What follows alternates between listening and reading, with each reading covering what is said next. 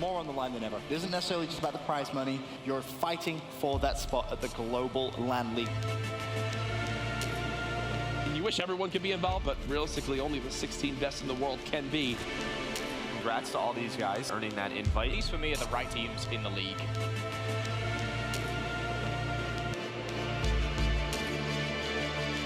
Evil Geniuses will have the final qualification position in the CWL Global Pro League.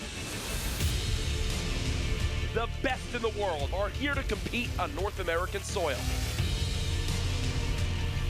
This is big. The Global Pro League is on the line.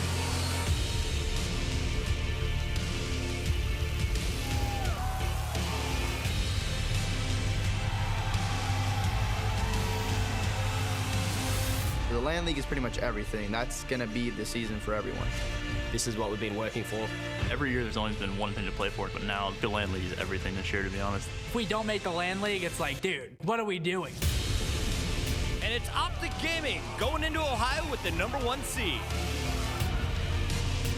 Red Reserve have done it. They've made it to Ohio. And it's Enigma6 continuing their Cinderella season all the way to Columbus. 1 second in between Elevate and a spot in the GPL, and they have done it! 3-0ing Optic Gaming and uses his scores. Playing insane right now, and this is it, Jack!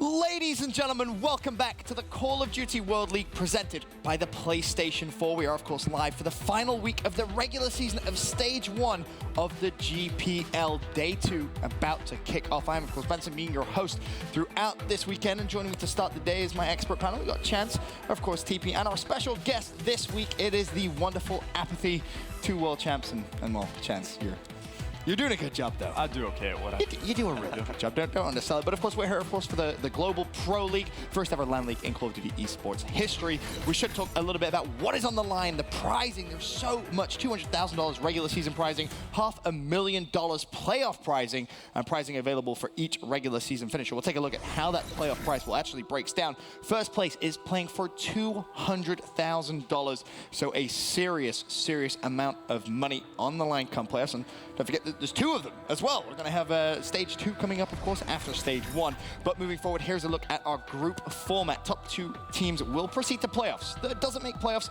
but does secure a spot for Season 2, and of course, the World Championships in a few months' time. For 4th, it's going to be bad news. You're going to be playing through relegation to fight for your spot in Season 2. Speaking of relegation, of course, that's going to be at Anaheim, June 16th to the 18th. $200,000 prize pool. We love Anaheim events, and it really has become a staple of Call of Duty esports action. But back to this weekend's action, we can take a look at how Group Green is currently laid out. Sitting pretty at the top of the group, Optic Gaming, 2-0, a 6-2 map count as well. Then you have Enigma6 and Red Reserve both tied at 1-1. However, Enigma6 had that lead because of the map count. Team Elevate, not the best start for them, but we have seen teams like Evil Geniuses turn around those 0-2 days. Team, was this what you expected coming in? Oh, most definitely, especially leading into this first match of the day. E6 and Red Reserve are going to try and break that tie to get the advantage early in this one. The head-to-head matchups are so important in a double round robin group format like this, so every map's going to count. But looking at this entire group as a whole, you really expect Optic to run away with things. They have a solid map count, taking a complete advantage of these series. Well, here's a look at our schedule. You mentioned Enigma6 Red Reserve. That is, of course, the first game of the day. Following that, Optic Gaming versus Elevate. Elevate back-to-back. They go up against Enigma6 at 5 p.m. And to close out the evening at 6:30 p.m., Red Reserve versus Optic Gaming. So, of course, the day is set. But that first matchup, Red Reserve versus Enigma6, about to get underway. Let's not waste any time. Let's send it down to our fabulous casters for the series. It's Jack and also Chris. Thank you so much, Benson. Yes, I am also here with Jack. Yes. And we are ready to party. It's day 2, and we're starting things off here with the closest match here on day 2. This is really going to determine who takes the official #2 spot on the weekend. Yep. Clearly, Optic Gaming sitting up top with a perfect 2-0 record. One of these 2 teams is now going to go up 2-1. And honestly, coming into this series, I don't know where to call this. This could go either way. We're not going to be starting with Retaliation, Search, and Destroy. We will be starting with Hardpoint, as you know. But either way, these 2 teams coming into the series currently sitting at 1-1. Scorch Hardpoint to kick things off. Red Reserve versus Enigma6. Both of these teams looking to take sole possession of that second place spot. Absolutely, and here on Scorch, you are going to most likely see Proto going back to the E-Red. That's where he had a lot of his success for Enigma6 on day one. When you saw him with the K-Bar later in the day, he kind of fell apart, Jack. So it will be interesting to see what's going to happen. Early on, Proto is going to be using that K-Bar. Cade on your screen, though, is the guy who had the hot hand early against Optic Gaming to close out the night. And one of the best things Enigma6 have been doing so far this weekend, Chris, is their breakoffs on these first hills and hardpoint. The amount of times we have seen them wipe the opponent, immediately get an early lead and control of the hill. They do it again here from the less preferred side to get those early kills. Already up 24-1. Proto currently sitting at 3-0. And one of the most impressive parts of Enigma6 for me is their positioning and the way that they play. They aren't the team that just runs and flies through the air, constantly out in the open. These guys know every nook, every cranny on the map. They will sit in a corner. They will punish you for running by without checking every corner on your way to the objective. Early on, 39 and counting to just 4 points in Red Reserve. They could find themselves down big early on. They are getting wiped off the map. No one in position to challenge. They have to wait for the entire team before they try and make a break. I think it's pretty simple in general. I think Enigma6 are far and away the better hardpoint team. Red Reserve, I would say, possibly the weakest hardpoint team here this weekend. Yeah. Could make an argument maybe for Elevate, but they've never been a good hardpoint team since they've formed. Thankfully, it looks like they're finally getting some kills and trying to push on in, but already Enigma6 have a full 1 minute lead, and it's not that they're really doing anything special, Chris. They're just getting the kills where they need to. General did have a team kill, though, and that is going to open things up for Red Reserve. So Shawnee, Urban, and Nile all in the kill feed. Joe won't be able to pick up a kill, but his teammates are in position to hold down the scrap time. As I say that, you see the challenge. It's traded out. Nile's going to be the first for Red Reserve to transition across the map, and already you have 2 players from Enigma6 set up to defend. And you mentioned players hiding in these corners.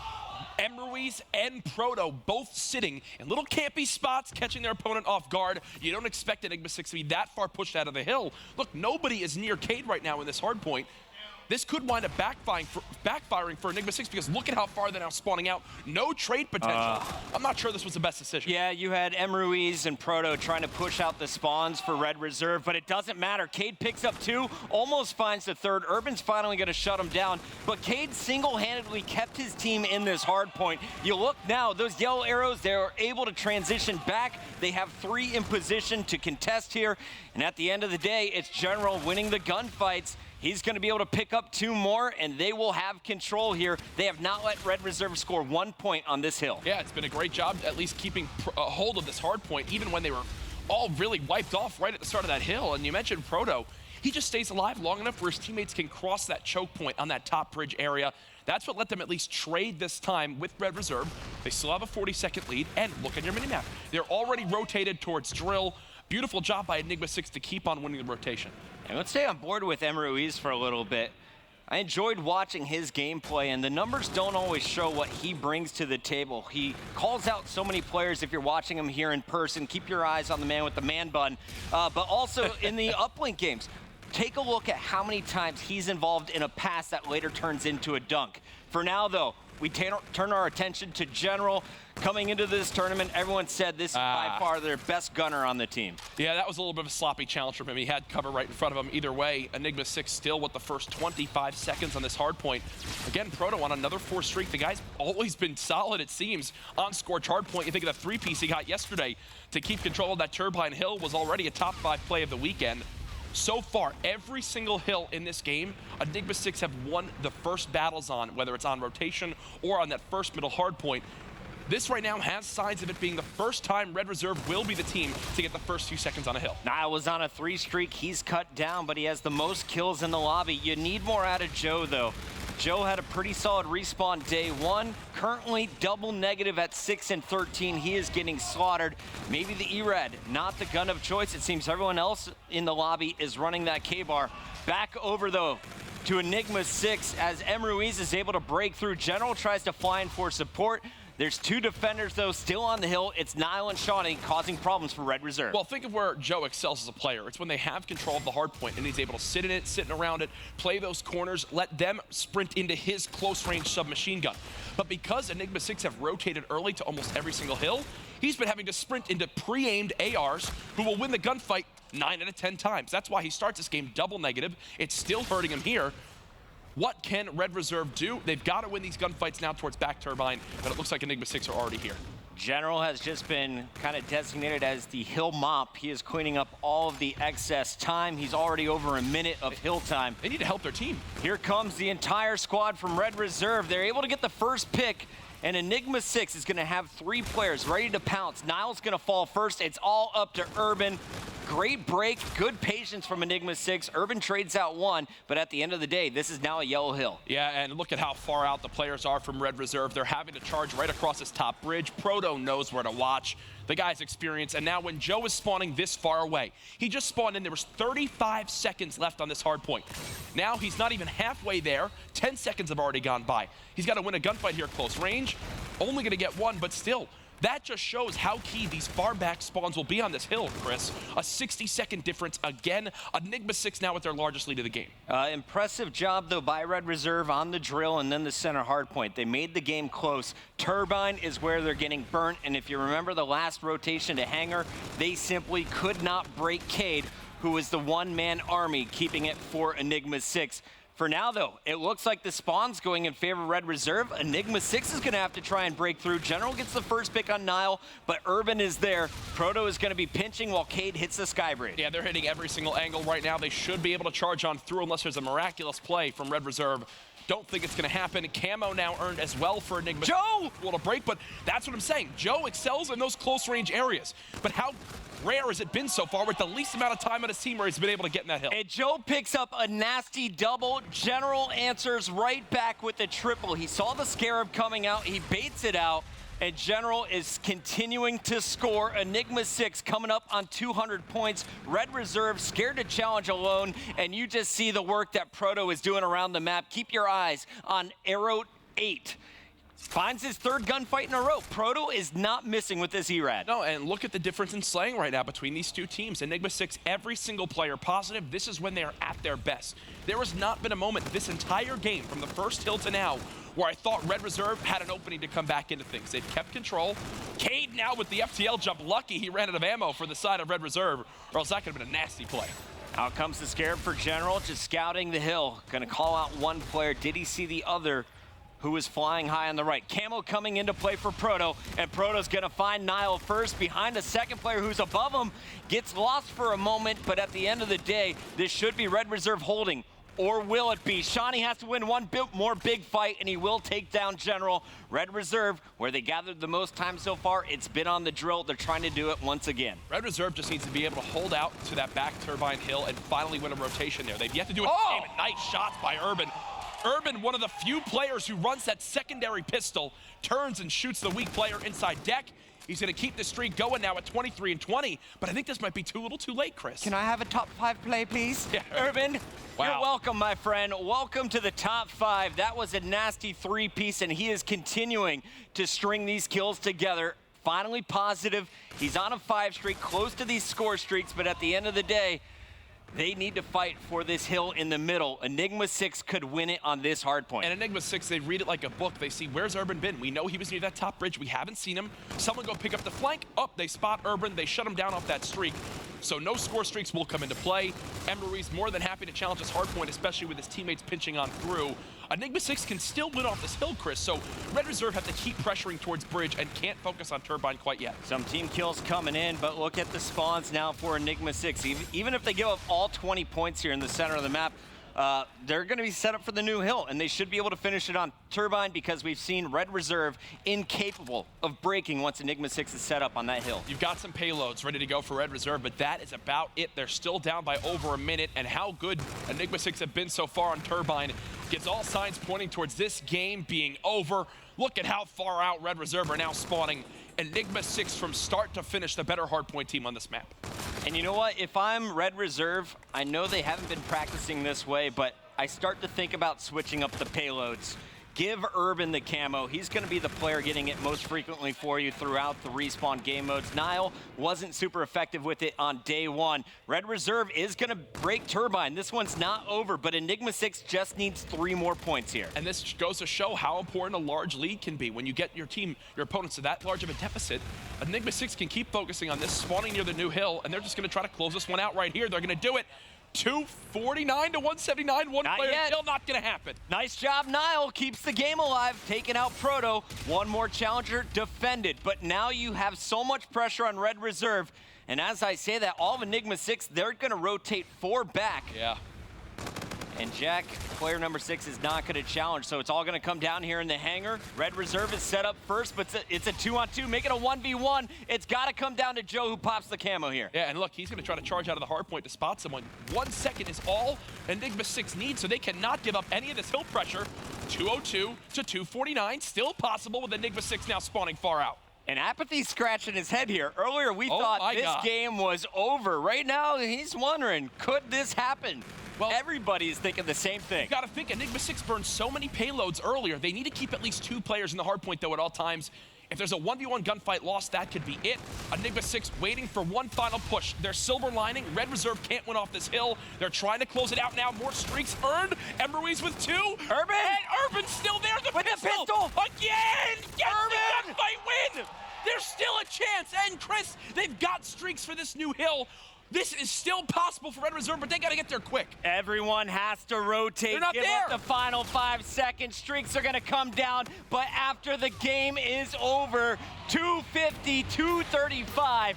Hell of a comeback by Red Reserve, but it was too little, too late. I said it earlier on with the turnaround from Urban. When you're already down by 100 seconds, you needed that earlier on in the game. Red Reserve finally won a rotation, and they hold it for a near 60. But right there, that's the thing. When you have only a 1 second window, they could not rotate that early. Even if they did, they were worried about a last-second push from Enigma6. They left themselves in a tough spot. Enigma6 surprisingly narrowly win that map. Pretty great stuff there from all 8 players. You had a hot start once again by Enigma6, but Red Reserve showing you that they're no slouches when it comes to respawn. They had a pretty awful hardpoint series against Optic Gaming. Against Elevate, it was much closer. In fact, I believe they won both of their hardpoints. Yeah. In this one, they came back late. So game 4, that one's up in the air. When it comes down to search and destroy, though, that's where I'm feeling maybe we give the edge here to Enigma6. They played Optic really close yesterday. Yeah, but you also think of the strengths we've seen from Red Reserve in Search and Destroy. We've talked about so far that this team this weekend expect to see some game 5s, especially if they can take that uplink in game 3.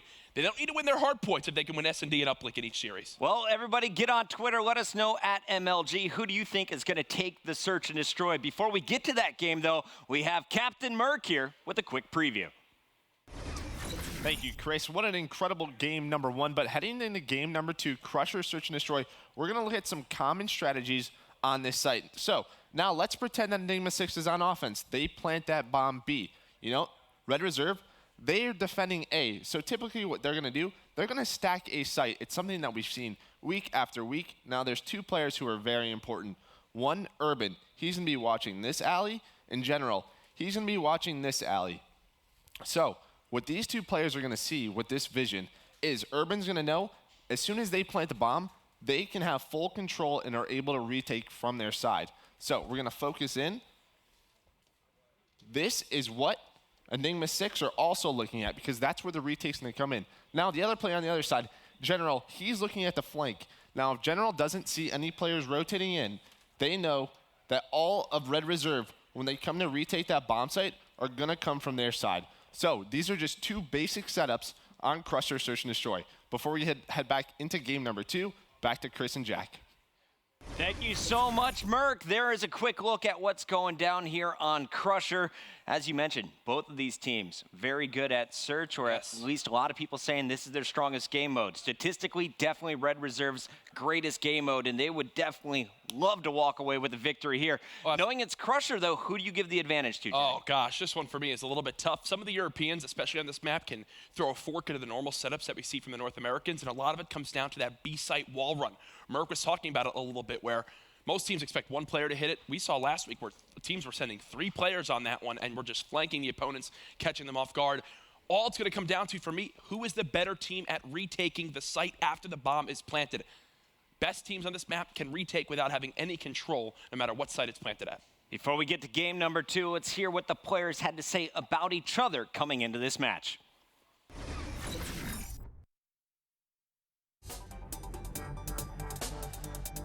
Enigma6 are a very childish team from what I know, but I'm very confident with taking them. We beat them at Dallas 3-0, so there's no worries for us there.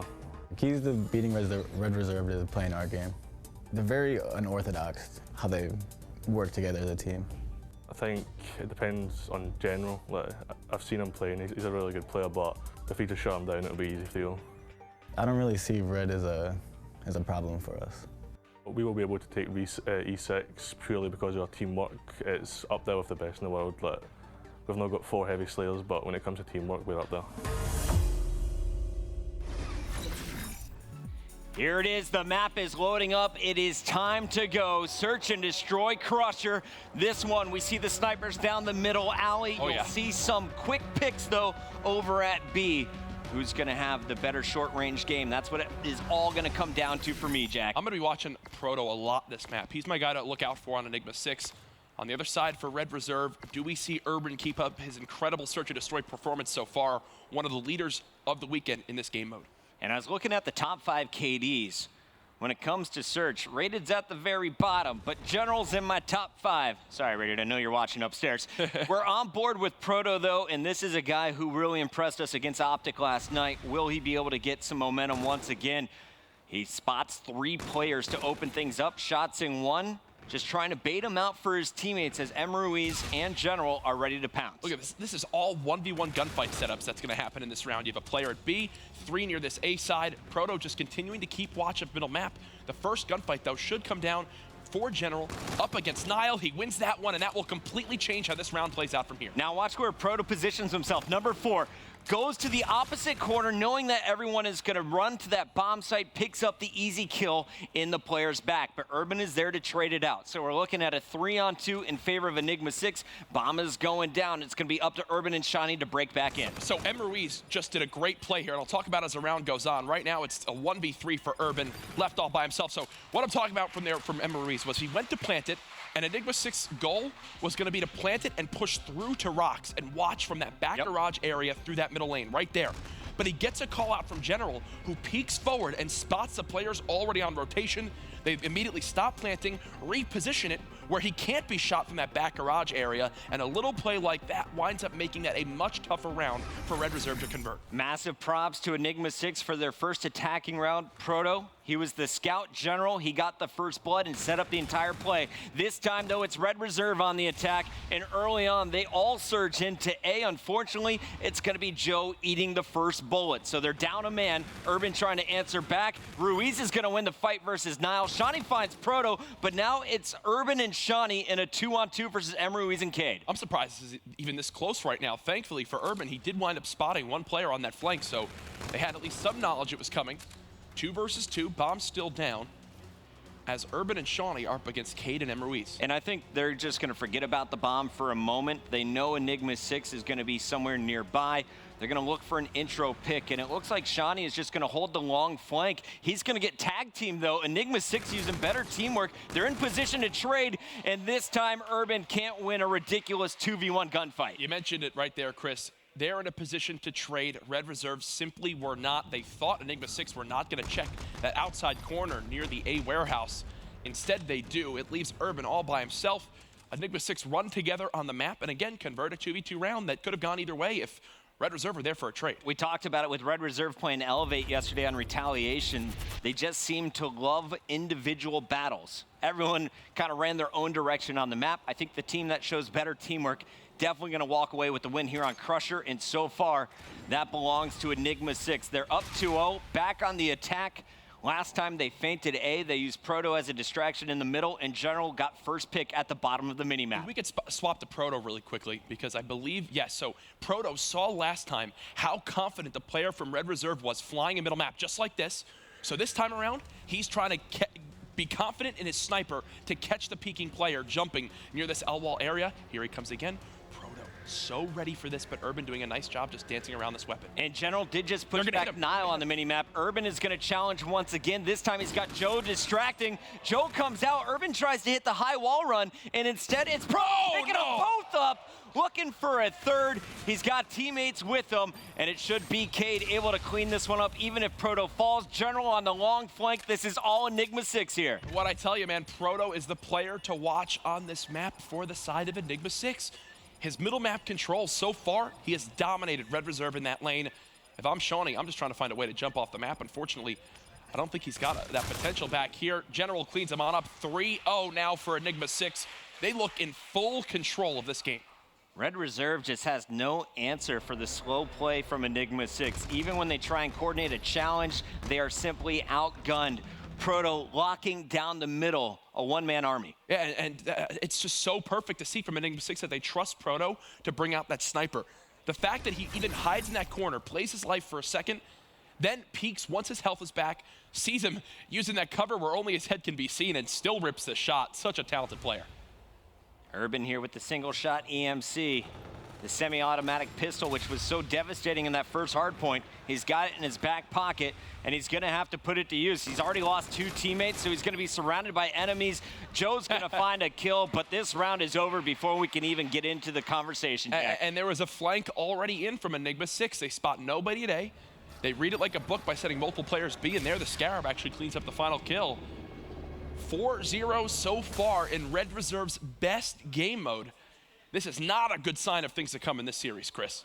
You need a solution, and you need it fast. What is going to be your answer on defense? Because so far, Proto has picked you apart. General is winning the 1v1 fight versus Nile over at B, and it looks like this time around, Red Reserve is just going to send 4 players to B and go on a long flank here.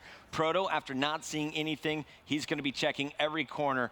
Enigma6, they're going to wait to plant this one, but so far, they're safe. The way Enigma6 played this, they really didn't spot anybody inside A, didn't spot anybody coming from middle, and didn't see anything at B. So they're kind of going to this blind. They just go for a plant, and Urban does get first blood. Again, 5 kills. The rest of his team combined only with 2. Yeah, and Joe did help on that last kill. Want to give him credit. When you see the duos running around the map, it is player 5 and 6, Joe and Urban.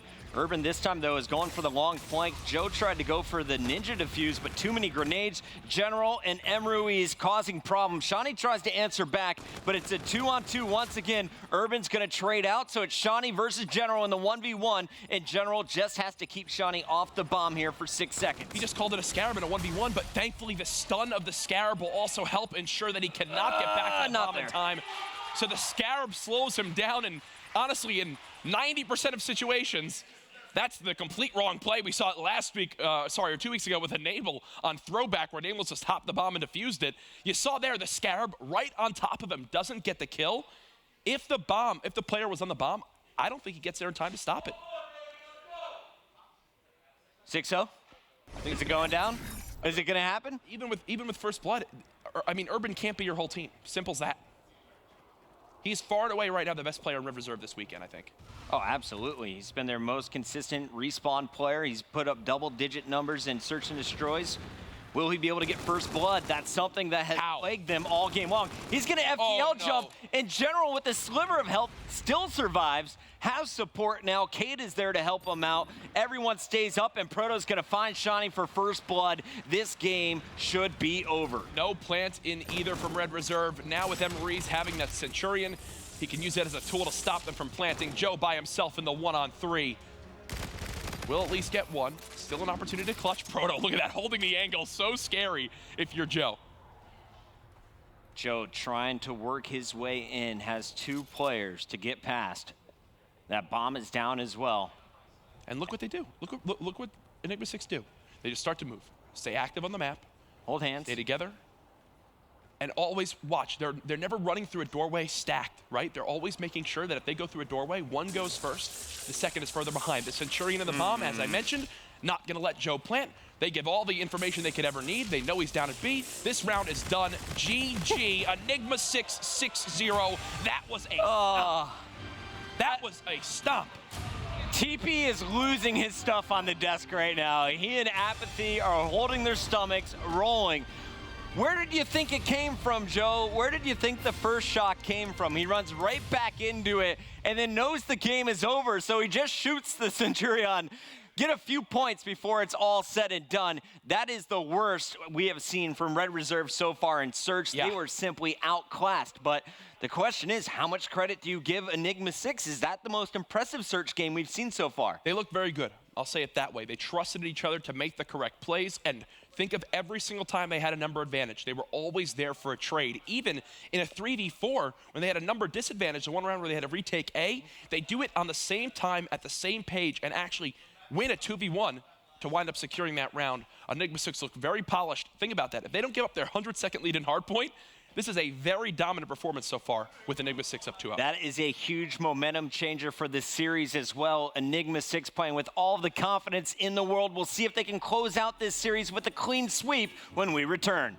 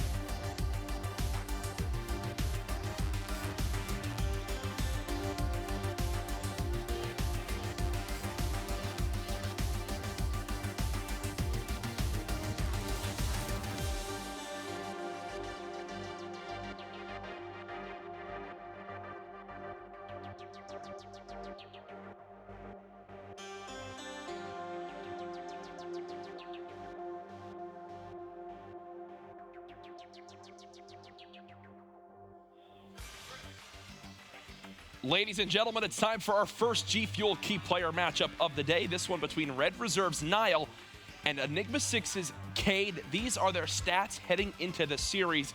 And right now, it's Cade and crew up 2-0 over Nile and his squad.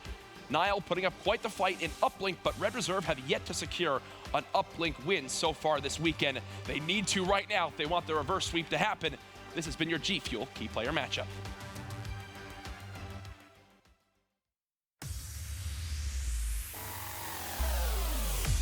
Day one is in the books, and our X Factor for the day has to be Scump from Optic Gaming.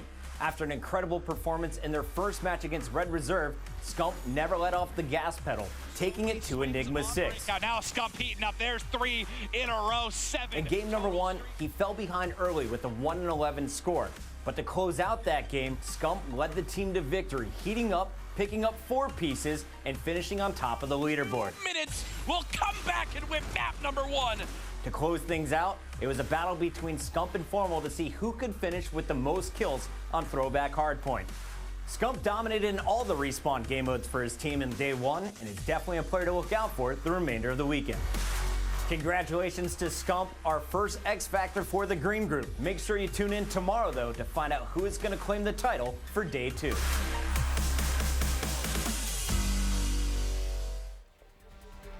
Scump was the man on day 1. Formal and Scump right there at number 1 and 2 when you look at all of the KDs for the weekend so far.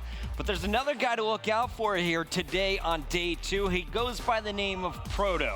And it might not always be in the statistics, but he's having a hell of a series so far, Jack. Oh, most certainly. And you love to see it. These Enigma6 guys, they've been friends and teamed together in different events and different faces for years now. So they know the ins and outs of how they like to play. They've obviously got their coach here in the crowd. They had been warming up for, I think it was a few hours before this match happening. So they look hot right out of the gate. And now they're up 2-0. They've yet to drop an uplink so far this weekend. Red Reserve have yet to win the game, though. Or practice. They were upstairs hanging out with the boys from Elevate, just talking, watching some soccer before this tournament kicked off today. Meanwhile, Enigma6 is screaming at each other during their free-for-all. So it seems that one team is definitely warmed up. But look out for that guy closest to the camera. Urban has been pretty darn consistent throughout this series. He just needs a little more help. Yes, and think of map counts as well, folks, as the weekend goes on. Coming into today, Enigma6 had a 1-map lead, but now, overall, Red Reserve sitting at 4 and 7. A sweep right here could be a huge story as the weekend goes on. It's just like Luminosity and Epsilon last weekend, right? Yep. Kind of had a clear idea of who was going to take the number 1 spot.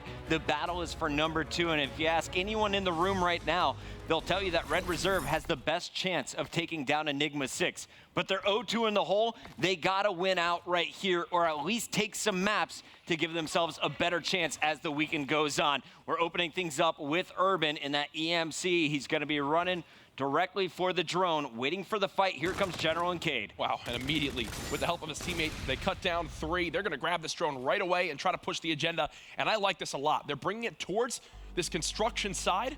They're going to at least try to go for a 1, maybe a dunk here for Joe. There it is, 21 seconds is all it took for the dunk from Joe to go on through. Cade, number 7, trying to play that one really smart. He just hid behind a wall, shot Shawnee in the back, almost disrupted the score, but at the end of the day, it's Red Reserve with about a 20-second score. Here comes the counter, though. Enigma6 throws up a 1-point play. And if you're wondering how that even happened without them getting really any kills, it's because Urban actually pushed towards gas. And when he did that on the bottom left of your minimap, he forced the spawns for Enigma6 on that back statue area. So they were already in position to grab the drone. You saw how late Urban got there. There was enough time to settle for the 1. I think Enigma6 get a little bit lucky there with that point they get on the board.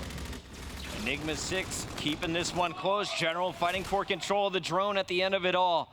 It's gonna be the drone sitting alone as we're looking for another team fight. Drone in the hands of M. Ruiz, but he's gunned from the back. It's Urban. Jeez, man. Chasing them down, and Urban has been all over our kill feeds in doubles.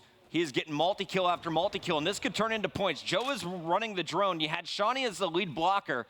M. Ruiz is going to slow them down a bit, but at the end of it all, it's Shawnee with the 1-point play. Yeah, nice job by Shawnee to not get greedy. Recognizes that there's really no chance of him to get a dunk in that situation. Enigma6 were already there. Niall called it out to him, so he gets the 1 on through. This has really been Enigma6's best chance at a solid team push so far this map. And with everyone dying around M. Ruiz, he's just going to try to go for a last-second ditch throw, but there's the interception.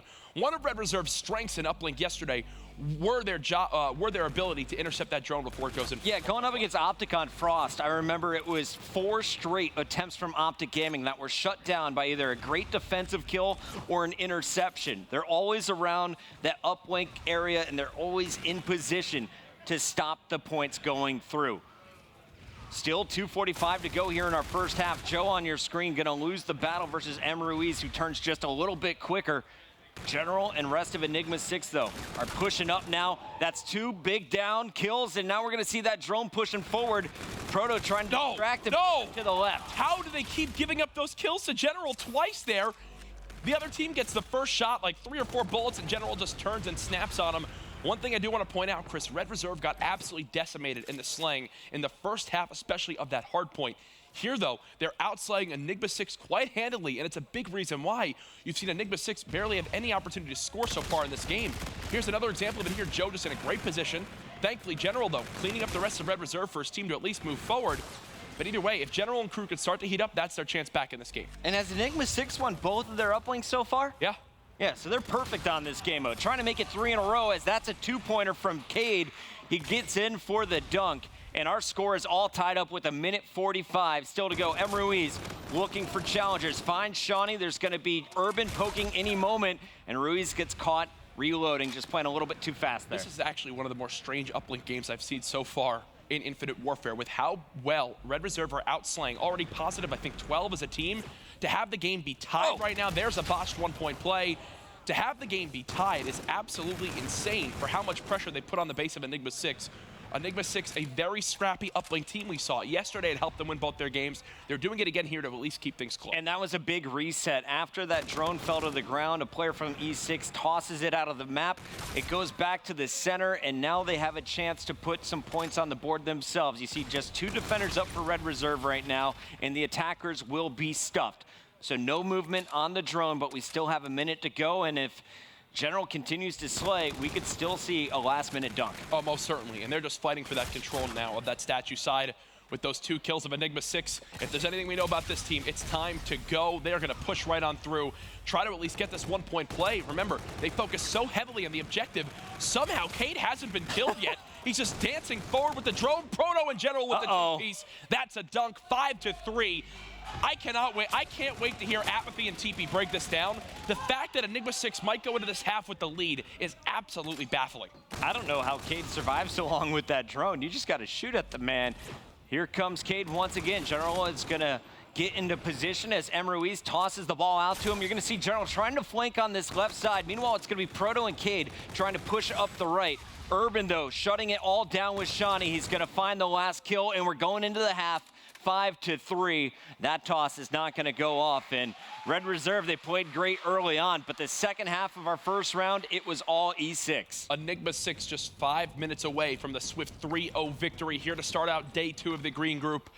With how scrappy that first side was, they're being outslayed by 11 kills right now. If they can just do a little bit better with map positioning and control, they're going to run away with this game. Urban is up. He's able to find Cade. Nile also in the feed, so it's 2-2. General answering back with the double. And I think we're just going to see both teams kind of group up, get together. Look out for player number 4, though. Shawnee is on a long flank. He's locking down this top tickets area. And talk to me a little bit about the strategy that Red Reserve is trying to employ here. Oh, well, their goal right now is to force the spawns towards that back alley, which is the top left of your minimap. They've got players in pretty good positions, but right now, Niles by himself with this drone, and there's 2 players collapsing from E6. He might be able to convert this one. No, it's going to fall just short. Nice job by Shawnee, though, to go ahead and grab that drone and dunk it on through. Again, they just put themselves in a good position, and Enigma6 aren't ready for it. Shawnee set it all up. He pushed out the spawns, got in position, and gets the rebound. So our score is tied here in our first minute of the second half. M. Ruiz trying to retake the lead. He's been practicing his tosses. Every single time I get here in the morning, it's M. Ruiz either in a free-for-all or warming up on uplink with 8 drones on the floor. Hey, you might as well do it. A great little thing that was added on in Infinite Warfare. You can basically put it on practice mode, call the uplink drone back to yourself to practice those 1-point plays. One thing I do want to touch on is when payloads come into play, I think that that's exactly how this map's going to be decided. With camo, with overdrive. This is a great push right now for Red Reserve. This will be a 2-point play. There it is, 7-5. 4 unanswered points so far on side 2. We're taking a look at who is running what for this game. Overdrive back in the hands of Nile. Few games I saw him with camo. It seems that Joe has been their camo player for most of the respawn so far here on day number 2. Red Reserve up by 2, and Nile continues to slay. They're looking for control. They want to rally in another one, and there's just one player to beat at the drone. Inside, it's Proto falling to Shawnee. Nile stacked up with some help here from Urban. This could be another series for Red Reserve. If I'm Nile, I'm grabbing this drone, running it back, ticket with overdrive right now. Go, use it. Pop it, try to get the score on through. Instead, I don't like that he ran it towards bottom street. There you go. Tries to go for the 1. Intercepted, though. Nice job by the side of Enigma6 to keep this a 1-possession game. And he throws it forward to Cade, who is not going to pick it up. Cade is going to be just trying to push through. Meanwhile, General, very close to that camo, Jack. He's about 1 kill away. When you have camo and you have the drone, it's nearly a guaranteed dunk. And General might not even need to pop it here. Oh my gosh, he just goes for the 1. He had so much time. That was an easy dunk either way. You had no idea where that defender's gonna be, though. I think it's a smart idea. He now has that camo guaranteed for their next push. Watch out for that, especially now with Niall too having overdrive payloads, the final focus of these last 2 minutes. 1 point difference between these teams. General with the 2-piece. That's 3 dead. The second he turns this corner, he can pop this camo and go for the score. Time to party. No, they don't know someone's right behind them. General's gonna pop the camo late, should be able to dunk it on in. There it is, 8-7, Enigma6 take the lead. And we saw Red Reserve kind of stuffed last night when players were jumping up, stopping them from scoring. This time around, no one gets in the face of the camo player, and that one goes through. Enigma6 retakes the lead, and they've got another push set up. General is just slaying right now for Enigma6. Finally, he gets cut down, but the damage is already done. They're just struggling to take control of their base. Streaks being rained on through. Niall trying to challenge, but I don't think it'll be enough. Yes, it will. He stops the drone right on the edge of that portal. And I believe he burned the payload as well. So fantastic stuff coming in here from Red Reserve. A much needed defensive play. Shawnee's gonna grab the drone, toss it all the way back. Joe's gonna try and wrap this around, but Enigma6, they know what's up. The question is, can they stop Urban? Player number 2 on the mini-map has just cleared the way. He finds 2, make it 3. Joe's coming up with the drone. Urban needs to stay alive here as Niall throws on this overdrive. This is a dunk. What a play, and it was all Urban setting it up. What did I say, man? All payloads. You got the camo earlier from the side of General to get the dunk. Now the overdrive right back. Enigma6 getting some kills, some middle map pressure. They've got to stop Shawnee, who's 1 shot. 3 dead for Red Reserve. Here's the opportunity to tie the game. So much pressure on Urban here. Can he get around the corner and get the kills? No. The interception, it's no good. Tie game right now. If it ends right here, Jack, we're going to overtime, but that 3-piece from Proto could seal the deal. Can Enigma6 turn this into points? And look, he's flanking again. They don't know he's here. Proto keeps the streak alive now at 4. Drone moving forward. General can pass it to Proto. He's got an open man. The dunk to go through. There it is. Enigma6 take the lead with 10 seconds left. It's just a 1-point play. A dunk will win the game here for Red Reserve, but you got to get to the drone first. It's thrown back. It's in the hands of Enigma6. It's reset, and this series is over. No camo earned for Joe is the difference in that game. Not having the most important payload in uplink loses the chances for Red Reserve to get that final score. I'm calling it now. You got to make this switch. I don't care if you've never practiced with camo. Give the camo to Urban. He is getting the payloads time and time again. He's constantly dropping the most kills on his team. And Red Reserve, they simply did not show up in this first series. They're looking like a different team on day 2. But mad props to Enigma6. Yep. They kept the games close, and they never let it down. Enigma6 remain perfect, and uplink, they get a great 6-0 S&D victory over a strong search and destroy squad from Europe in Red Reserve. Another thing to point out as well, when we look at the big picture at the end of this weekend, look back on all the matches, right? This is going to be one we talk about, especially if it comes down to a map count, a head-to-head between the likes of Enigma6 and Red Reserve. They just gave themselves a handsome lead now in that second place spot. Absolutely. It's going to come down to map count, but only if you're able to beat Enigma6 in the rematch and you're coming in with the tied series score. So far, the top 2 teams in our tournament are the NA squads. It's Optic Gaming and now Enigma6 who locks in that second place. Well, there's a lot to look forward to today. I know up next we have Optic Gaming versus Elevate, but before we can get the breakdown of this series and that matchup, we've got to hear from General himself with Maven on the main stage. Thank you, gentlemen. All right, so you come in today 1-1, tied up with this Red Reserve squad. How important is that 3-0? Because that puts you in a really, really good spot. I mean, at the end of the day, we're just here to make our own destiny, so we're not trying to rely on other teams winning or losing against them. So we had to come out with the fire and try to 3-0 them, and that's what we did. I'll tell you what, I saw a tweet from Enigma6 the other day, the I do it all thing for you, and I was like, all right, okay, some confidence there. But then look at this game. You had what? You had the most kills in the hard point, 2.5 minutes in the hard point as well in the objective. You had the most points there in the uplink as well. Talk to me about a little bit how you're set up for success and how you perform on this team, because it seems you were doing everything. Well, ever since AW, I've always had a role where I just had to get a lot of kills, and whether it be in the objective. So coming from, you know, just raw talent and is trying to get kills as many as I can. So at the end of the day, how I describe my play style, I just have to do whatever is necessary. As people think that's cocky, it's the truth. Like, I have to do what I have to do. No, I'm with you. I think a player in your position, you need to have confidence. You need to have that. I like it. I like it. You performed really well. I mean, you saw that in that series. You were incredible. So looking forward to your next series today. What's the thought process here? I mean, you can't down at all. You got the 3-0. How do you guys think about the matchup with Elevate tonight? I mean, we're going to be confident versus them. We just have to switch up just minor things. Don't be down by 100-2 in the first map. And just work on our team consistency because that's our problem right now. All right, well, congrats on the 3-0. Great start to start the day. Ben, guys, break it down on the desk. Thank you very much, Maven. Great to hear, of course, there from General. What a series he had. E6 start the day strong. It was a very important 3-0 as well. Obviously, you heard the casters talk about it in terms of head-to-head and how that's going to count for E6. That was a fantastic result, really must say. But we'll break down the series now, of course, starting with map number 1. I mean, there was an interesting ending, but before we get to the crazy ending, you noticed that Turbine Hill, it was crucial. It really was. Every single time I've seen E6 play Scorch, for whatever reason, General is just a monster on that hill. He gets to that power box, and teams just don't know what to do against it. They try and get those trades off, but for whatever reason, General is able to buy his team 5, sometimes 10 seconds, and that's what leads to them being so darn dominant on it. I mean, there you see the scoreboard, 81-57. E6 definitely getting a lot of points there on that Turbine Hill. But apathy for Joe, it was a very, very slow start to the game, but he did pick things up towards the end, though. Yeah, so Joe had a really, like you said, a really slow start, and we saw it yesterday when Scump also started 1-11. And usually in this game, when you're playing 3v4, it's so difficult because he's losing key gunfights, he's losing trades, which just gives the other team control of hills and spawns. So you saw how he picked it up towards the end, and they almost brought it back, and he was a huge reason for that.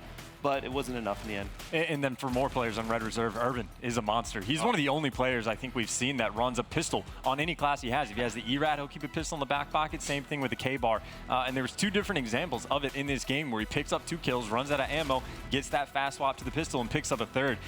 And it had quite a bit of a large impact on the game. I was going to say, how many times did you see him kind of get that clutch kill? I mean, I think it was 2-3 pieces he gets, and he managed to find that 3rd kill with the pistol, so it's definitely working for him. But the ending to that hard point, it got a little interesting. Streaks come into play. I mean, what went wrong really for the Europeans?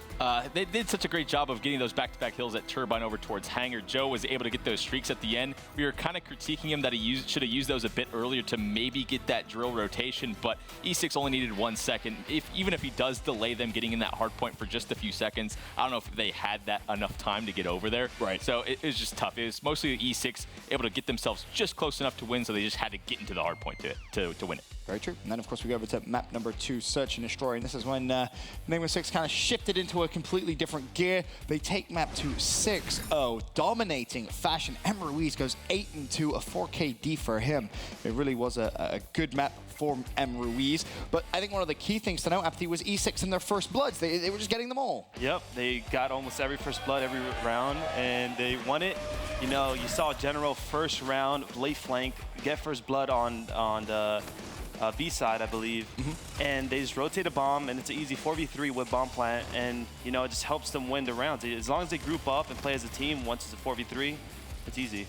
And good recognition as well from E6, kind of mixing up their strats as they go, because you pointed out they were playing for picks that first offensive round. General gets that. Well, the next round, Proto, who originally was mid-map, recognized what the other team was doing with their mid-map strategy. Next round, he pulls out the sniper, which, of course, if you remember, he's able to pick up 2 kills during that engagement. Exactly. Of course, here a replay of the 1v2 that Joe was in. He was originally a 1v3, but he did make it a 1v2, and it was an interesting one, right? Because obviously the Centurion's down. I mean, how'd you play this to play? Apathy, I see you're smiling as well. So the original play there, he's trying to bait out the other players, and then all of a sudden he decides to go and shoot the Centurion. That's when we were like, buddy, what you doing? Right. So the play there, in my opinion, is just to wait it out. You can't go for the plant. They know where you are, so just wait it out. Pretend you're planning and just aim up the alley and pray they double stack in that alley. But overall, it was a bit of a funny play there at the end. Initially made the right play and then kind of screwed it up on his own. Yeah, a little bit. Kind of didn't really leave himself much time, that's for sure, or much of a chance of clutching that 1v2. But moving forward to map number 3, again, E6, they just look fantastic on uplink, Apathy. It seems to definitely be their best game mode, it seems. Yeah, just like yesterday, I mean, they played uplink so well. Red Reserve will sometimes have someone in their base slaying. They'll give him up, and then they just play ball control and play middle. Exactly what you want to do in that situation. They just played perfect. Yeah, and something else E6 does, at least specific to Precinct on uplink, is a lot of times you have that 4-man stack on Statue, and both teams just kind of go head-to-head and fight each other nonstop. Well, every single time they were attacking towards Glass, E6 would always send one player towards Gas to come out on the flank. So it's not everyone just needs to focus in that one single direction of Statue. It's now Red Reserve is forced to worry about multiple different angles that players are going to be attacking from, and they were very successful with it. General with a fantastic map, 32-20. He finishes E6, take it right at the very end. And of course, they do get that 3-0 result, which could be potentially massive when you think about that head-to-head of map counts. But I believe I can actually send it down to the wonderful Merc on the telestrator to break down a key moment of map number 3.